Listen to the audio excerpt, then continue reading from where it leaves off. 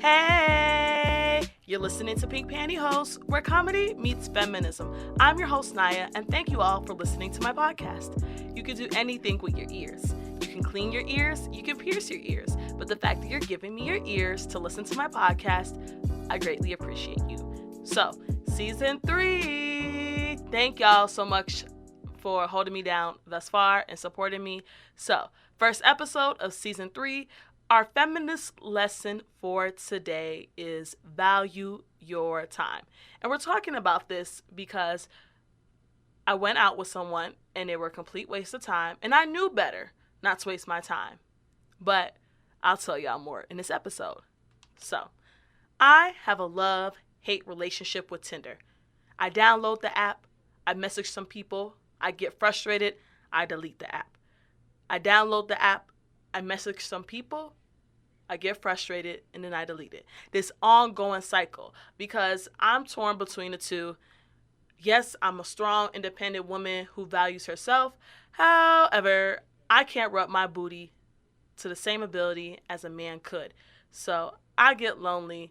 I want to be rubbed on, hence why I go to Tinder.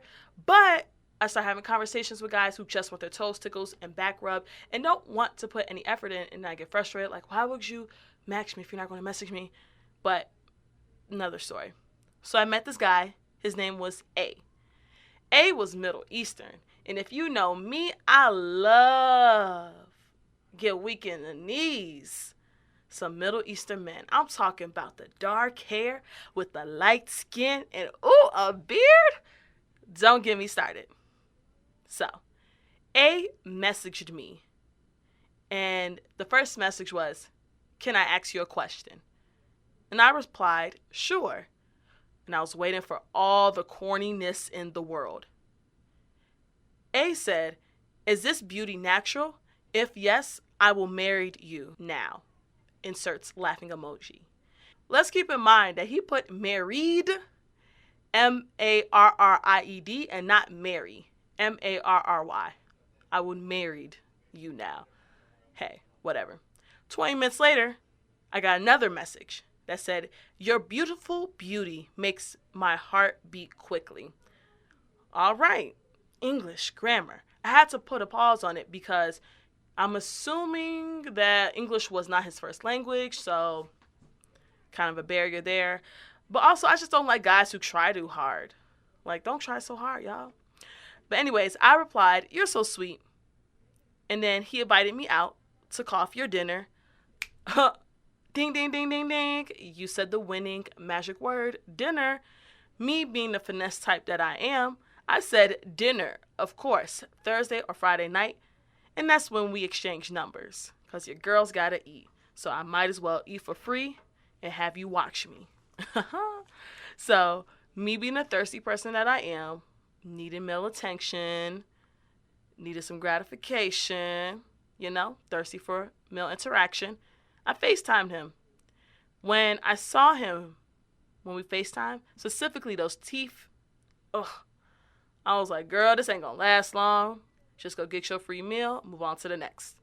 So we're talking, and of course, because I need validation in him to gas me up, I asked him, "What makes me so beautiful?" His reply was, "You are magical. It is hard to describe." And I'm not going to front, y'all. I was wowed. I was impressed for the moment. Then I snapped back right out of it because I had to remind myself of what my dad taught me. All men want to do is roll in the hay.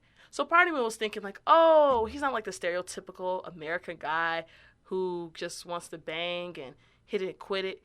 Maybe he's a little more romantic and choosy with his words because he's from outside the States. And then I reminded myself, he's a man at the end of the day. Across the world, men want to get their toes tickled. And they'll do what they got to do, say what they got to say to get in them draws. I'm just saying, ladies and people who are attracted to men. So we kept talking, and he said, oh, non-American guys, we're so different. We value our women. Like, they're not allowed to ride the bus or the Uber alone. Us Middle Eastern guys, yeah, we care about our women. Okay, I'm just listening, but my guard is up because I've been around, been talking to guys. So it's Thursday. This is date day. I'm not going to front. I've been stood up multiple times, y'all. Not once, not twice, but multiple times. So I didn't have the highest of hopes, is what I'll say. So Thursday comes around and he texts me, "What's up, honey?" And if you know me, I do not like that "what's up." Nah, I'm not your homeboy. You trying to pursue me. And I checked him. I was like, I don't like being greeted that way. He said, "How do you like greeting? Hi, honey?" And then I didn't reply instantly because I was at work. And he said, "Are you feeling bad because I called you honey?" And I said, "No, I'm at work and I don't like what's up." And ladies and people who like men, don't be afraid to check people and demand your respect. You're not tripping for someone. You're not tripping because you want someone to respect you. I'm not saying have a long list of demands, but if you don't like something, nip it in the bud. Hey, I have no problem being single. I mean, it sucks sometimes, but what you're not going to do is disrespect me. So after this texting, he said, "Okay, I'm going to pick you up at this time." 5:30 rolls around, and I'm usually 10 minutes late to a date, keep him waiting a bit, And then he FaceTimes me. He was like, "Yo, where you at?" And I was like, "Okay, I'm coming. I'm walking down the street." And then he's a gentleman. He opens the door for me. Okay, impress me, impress me. And then I get in the car, and it smells like coffee. Ew, yuck. And I see that he's balding. Ew, yuck. So we're driving, and I remind myself this is just a free meal. And we're talking, and I asked him, "So tell me about you dating interracially. Am I the first black woman you dated? Because what you're not going to do is fetishize me. This ain't Six Flags. You ain't going on no special ride. No. I need to know you have good intentions." He said, "Yeah, I've dated black African-American women before. My wife passed away, and she was Kenyan." I was like, "Oh, wow, he's a widower." So we're still talking, and as we're on our way to the restaurant, he's gassing it up like, "Yeah, this is a good restaurant, blah, blah, blah." And we park, and he opens the door once again because he's a gentleman. Ooh. And then we're walking into the restaurant, and I'm disappointed because I love Middle Eastern food. I love Mediterranean food. But when I walk into the restaurant, it's a hot, cold bar just like Mariano's. And one of my favorite foods is falafel. And it has to be fresh, y'all. You can't get it at a cold bar because it's going to taste disgusting like Subway. Ew. So I'm like, "Okay, Nia, don't trip. Don't trip. This is the first date, It's about, you're going to eat regardless. You're going to eat for free, so don't trip." He says, "Oh, we're going to share." So I'm thinking we're going to have this romantic platters and we're going to feed each other and we're going to share each other's plates. So I double up on the food because I'm thinking, oh, he's a man. He's going to want to eat. When he pays for the food, first of all, it's $20, y'all. And the reason I was offended because it seemed like he was being cheap. Like he wanted something for nothing. Now, don't get me wrong. I have no problem going to a taqueria and it costs a dub. Because, I love Mexican food, especially if a Mexican guy in front of me. Baby boy, it's on. But I just feel like he was being cheap. Like he just wanted something for nothing. But I was like, you know what? Sometimes first dates don't lead to second dates. So why should he spend all the money in the world? So we sit down with our 2 platters with some extra food in my plate because I'm thinking we're sharing. And he barely eats off my plate. He eats like one thing. And I'm thinking, okay, I got all this food and you're not going to even share with me? It was awkward. And the food wasn't even that good, y'all. It was all right. It wasn't even that good. And I'm just sitting there and I'm salty, y'all. You know why? I'm trying not to be shallow. And I'm just disappointed. And we're talking a bit, and I'm just thinking, yo, when can this day end? This guy is boring. He has nothing to offer me. He talks funny. He looks funny. And when he goes to the bathroom, I look at my clock, because I try not to be rude and be on my phone. I look at my clock, and I check that an hour and a half has passed, and that's a good enough time to be on a date.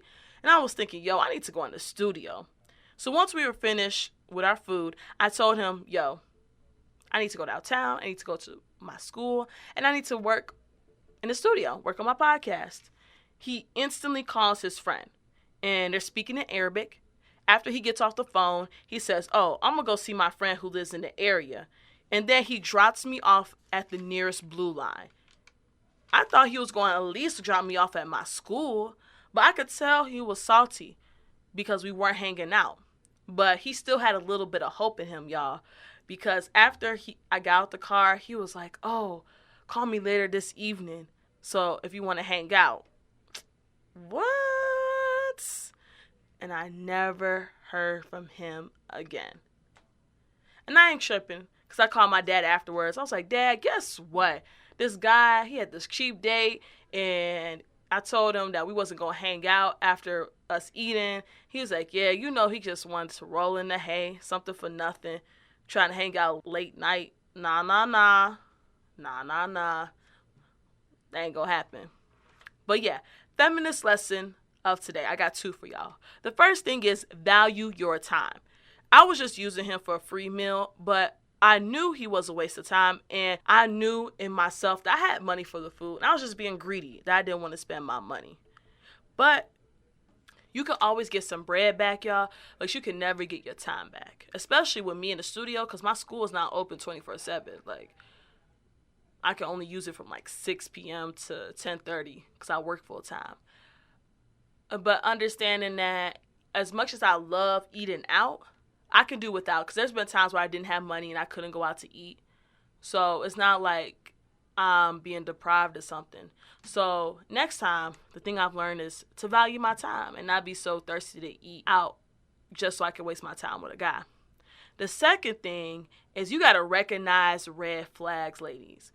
We be wanting to be in a relationship so bad, be hugged up, but red flags are red flags. Not orange, not pink, but red flags. I knew this guy wanted his toes tickled for a few reasons. One, overly complimenting me. Yeah, I know he wasn't from the States, but still, he was trying too hard to flatter me. Oh, you look magical. You're beautiful beauty. I will marry you right now, blah, blah, blah. No, in lesser words, you're lusting over me. You like my body, and you want something for nothing to get your back rubbed. Not gonna happen. Also, the cheap restaurant. Hello. I ain't stupid. You're not trying to spend that much money. And then the fact that he didn't give me a ride to the school, and he was quick to call his friend, I knew he was planning on getting his toes tickled, but felt salty because it wasn't going to happen. So that's when all the chivalry went out the window. But you know, things happen. There's more fish in the sea. And at the end of the day, I could do bad by myself. I'm beautiful. I'm educated. I'm talented. I got so much going on for me. So if a guy can't realize that I'm more than my body, I don't need you in my life. But yeah, I hope these feminist lessons help y'all. That's my story. Thank y'all so much for listening to my podcast, Pink Pantyhose, where comedy meets feminism. I'm your host, Naya, and I can't wait for the next episode. Bye.